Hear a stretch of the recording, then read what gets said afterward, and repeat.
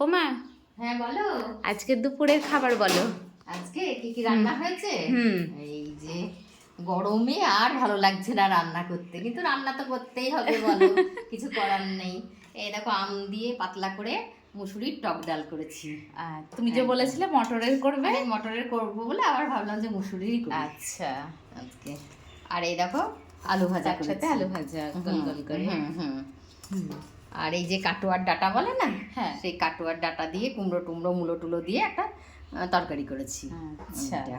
সর্ষে দিয়েও। হ্যাঁ সর্ষে দিয়েছি, একটু সর্ষে আচ্ছা। বেটে দিয়েছি। আর এই দিকে আজকে চিতল মাছ করেছি। চিতল? হ্যাঁ, চিতল মাছের কালিয়া টালিয়া না, চিতল মাছের আমি একটু আচ্ছা। ঝোলই করেছি আজকে। এত বেশ গরম একটু পড়ছে। গাঢ় গাঢ় করেই করেছে। হ্যাঁ হ্যাঁ, এত গরম পড়ছে। আলুও দিয়েছি, আলু দিয়েও দেয়া হয়েছে এই যে মাছের পিসগুলো। আচ্ছা, ঠিক আছে। চিতল মাছের পেটিটা খেতে বেশি ভালো লাগে, হুম। কিন্তু দেখো পেটিটাই আজকে পাইনি বাজারে। যাও পেয়েছি, তাই আমরা এখন খাবো। ঠিক আছে। ঠিক আছে, টাটা।